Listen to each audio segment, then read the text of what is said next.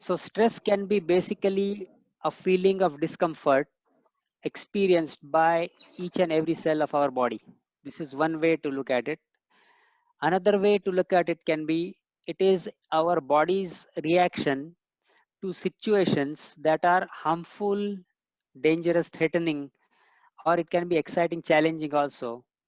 Now, the important thing to note here is that the danger or the threatening situation can be real or can be just perceived as a threat. It is not real, but if somebody perceives this as a dangerous situation, then there are some automatic physiological, biological processes that go on inside our body to prepare ourselves for that situation. So that is the second way of looking at it. Now, third way of looking at it is all of us, all human beings, we have certain resources with us, our body, our mind, the time available to us. It is all resources available to us.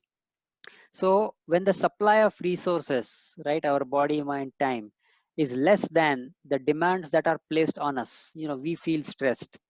For example, let's say you are a college student or you are a working professional and you have 3 deadlines in next 3 days, and you're thinking, oh, these are the 3 deadlines I have, and I don't have enough time to complete these things. So automatically what happens is you compare the demand with your supply, and if the supply is short, then you start feeling stress. That is a natural thing that happens, and we are going to learn how to control and manage that.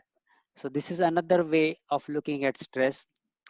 Now, next perspective is stress is an experience that is here to tell us that there is something wrong and there is something that we need to change, right? Because if you are feeling uncomfortable, then that means there is something you still don't know yet. You may not know some knowledge, you may not know some skills, you may not have developed certain abilities. So that is the next point. So in that case, stressful situation is actually has actually becomes an opportunity to learn something new, new methods, new tools, and to grow yourself. So we looked at briefly what is stress. Now, in today's topic, what is stress management? So stress management is simply a process that we use to manage our own stress or to manage our own internal mental state, right? Our emotional state. Now, stress management always has two different parts. The first part is stress prevention. How can we prevent a stressful situation? That is first. And the second part is how can we manage stress? How can we reduce it when we are already in a stressful situation? Now, in an ideal world, we all would have liked, we all would have loved to have a situation where you can do many things and you can just prevent stress. But in reality, that doesn't happen.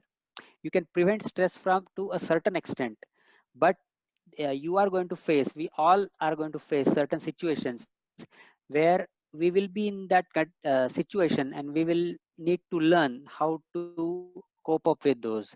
So we are going to do that today. So to understand this concept a little better, I'm just going to give you a quick example, right?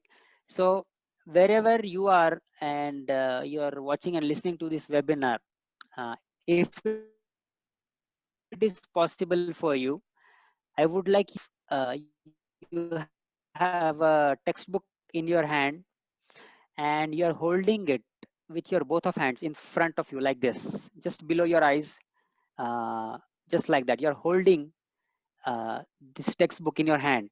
If possible, I would like all of you to close your eyes and imagine your hands, right? So, and I'm going to tell you when to actually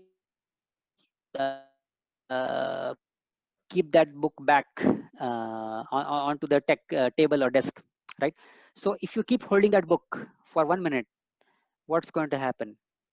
If you hold it for 1 minute like this, you may feel just a little bit of pain, nothing else, no big deal, nothing major.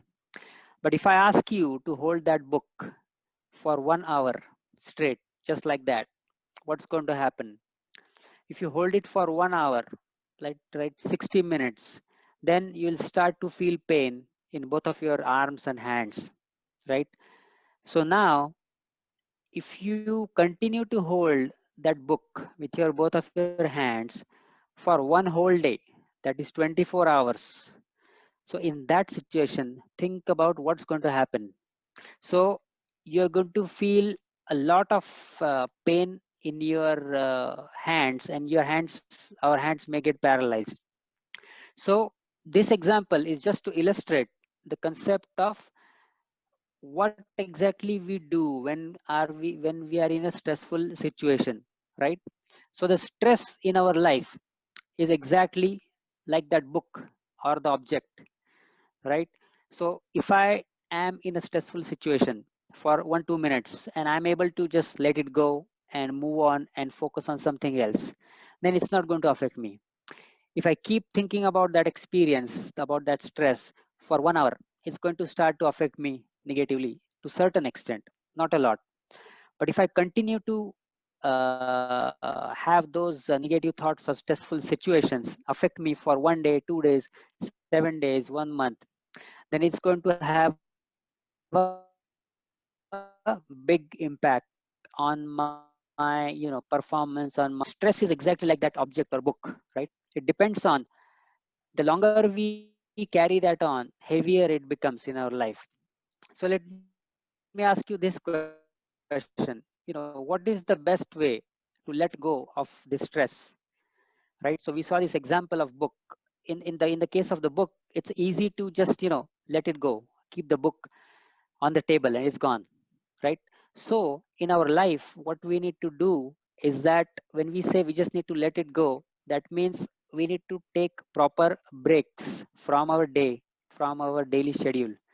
Okay, so our body and mind can relax and is ready and fresh to do the next set of activities.